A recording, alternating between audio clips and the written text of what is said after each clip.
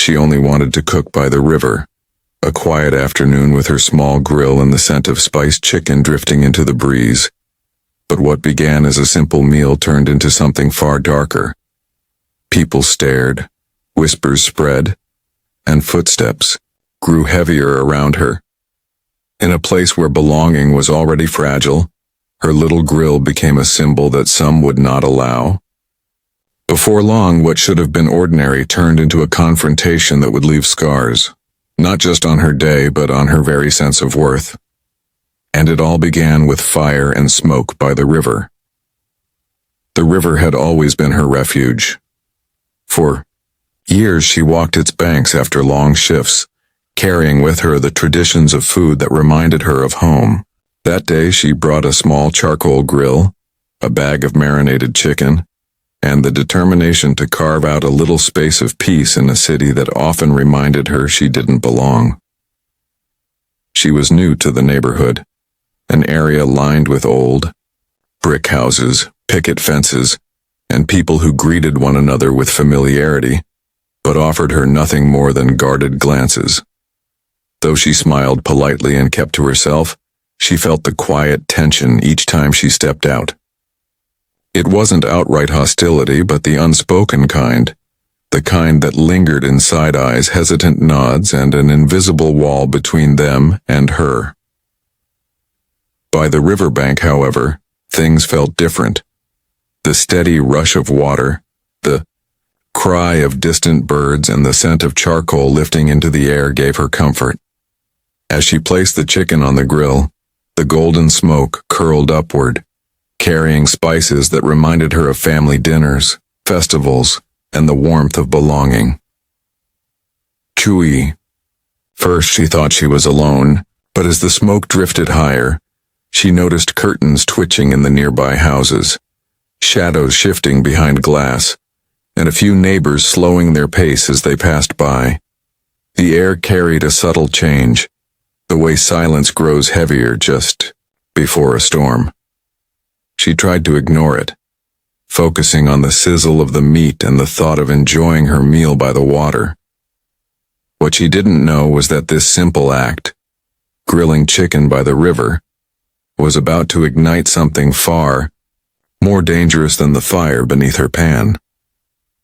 At first, the sound of sizzling meat was the only noise she heard. The river moved steadily, and a gentle wind carried the rich scent of marinated spices. But before long, that serenity was pierced by murmurs. Across the narrow pathway that separated the houses from the riverbank, two figures appeared. A middle-aged couple, their arms folded tightly across their chests, their eyes locked on her grill. They said nothing at first, but their disapproving stares cut through the air like sharp glass. She tried to smile in acknowledgement, hoping to diffuse whatever unease lingered, but their faces remained hard and unmoved. Soon after, a group of teenagers passed by, their laughter louder than usual, their words dripping with mockery disguised as jokes. They mimicked her gestures, exaggerated the way she handled the food, and one even coughed dramatically as if the smoke from her grill were poison. She looked away, refusing to respond, but their laughter lingered behind her, echoing against the houses like an unshakable reminder. She was an outsider here. The longer she stayed, the more the neighborhood seemed to turn its gaze toward her. Curtains no longer merely twitched. They stayed pulled back, eyes peering openly at the woman by the river who dared to bring her own food, her own traditions, her own way of life into their space. What should have been nothing more than a private moment became a spectacle for others to scrutinize. Her chest tightened, but she kept turning the chicken, willing herself to remain calm. This is my right, she thought. I have done nothing wrong. Yet as the scent grew stronger and the smoke drifted higher, the mood around her began to shift. Whispers turned into audible complaints. Someone muttered about the smell. Another scoffed that this wasn't the kind of activity their community wanted by the river. What unsettled her most wasn't the words themselves, but the way people gathered them like stones, stacking them higher with each passing minute. Disapproval hardened into resentment, and resentment fermented into something harsher. A neighbor on a porch shook his head slowly, his gaze heavy with disdain. A woman pulled her child closer as if the smoke carried danger. The once quiet riverside now felt like a stage, and she, unwillingly, was cast as the villain. Her hands trembled slightly as she tried to hold her tongue steady, but the sound of footsteps approaching grew louder. A small crowd had begun to form, not large enough to cause panic yet, but just enough to make her heartbeat quicken. Their silence, broken only by occasional scoffs and muttered phrases, pressed against her like a suffocating weight. Each minute stretched longer than the last. The sizzling of the chicken, once comforting, now sounded like a clock ticking toward something inevitable. She could feel the shift, the dangerous slope where mere discomfort slides into hostility, and deep inside she realized that this moment, seemingly so small, was no longer about a grill by the river. It was about something larger, something uglier, the refusal of some people to accept her existence, her identity, her right to simply belong. The fire under her grill crackled, but the fire around her, the one she hadn't lit, was spreading faster than she could control. The air thickened, not only with the smoke from her grill, but with a hostility she could feel in her bones. The murmurs became voices, voices became demands, and soon one man stepped forward, his expression twisted with contempt. He gestured toward her grill and said loudly enough for others to hear that people like her had no place here. His words cracked the fragile silence, giving permission for others to nod, to echo, to sharpen their own accusations.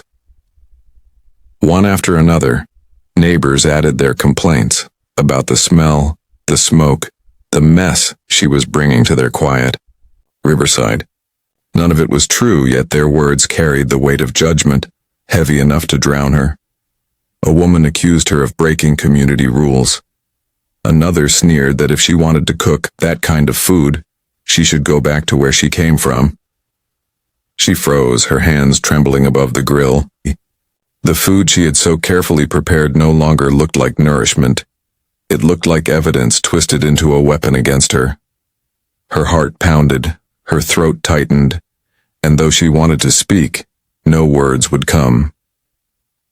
Every time she opened her mouth, another accusation rose louder, drowning her out. The crowd pressed closer, their circle tightening around her small space. She could feel the heat of their stares burning hotter than the coals beneath her pan. Her chest ached with fear, yet deep inside, a flicker of defiance remained. She had done nothing wrong. She had followed every law, every ordinance. And yet, her very presence was treated like a crime.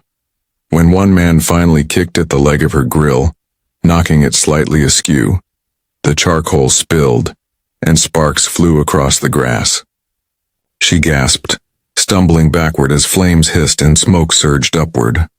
For a brief moment the fire mirrored the chaos of the crowd, uncontrolled, dangerous, threatening to consume everything. It wasn't just her food that burned that day. It was the illusion that if she simply kept her head down, if she tried hard enough to fit in, she would be accepted. In that instant, surrounded by anger, she realized the truth.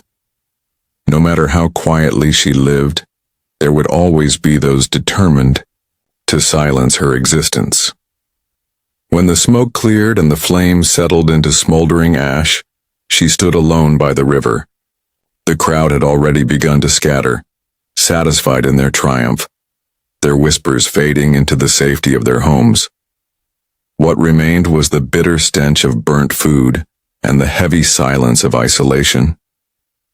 She stared at the blackened coals, her hands trembling as if the weight of the entire encounter had been etched into her bones.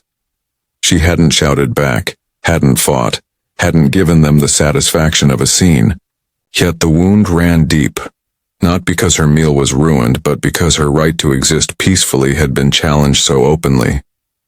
They hadn't seen a woman cooking by the river. They had seen someone different, someone they believed did not belong, and that was enough to ignite their fury. As she gathered the pieces of her overturned grill, she thought about how small the act had been, setting chicken over coals by a riverbank where countless others had picnicked without question. And yet her version of the same act was treated like a provocation, a disruption. This wasn't about food. It was about the invisible lines people drew to protect their own comfort, even if it meant stripping dignity from others. Walking away from the river, she carried more than her broken grill. She had the knowledge that prejudice often hides behind the simplest excuses: smoke, smell, rules. It disguises itself as concern for the community while quietly feeding on fear and exclusion. But her story, though painful, was not the end. For every person who turned against her, there would be others willing to listen, to reflect, to question the silence that allowed such cruelty to unfold. And so she left the river not with defeat, but with a truth that could not be erased. Injustice grows in the quiet acceptance of the crowd, but change begins with those who dare to name it, to tell it, to refuse to let it be forgotten. So ask yourself, if you had been standing by that river, what would you have done?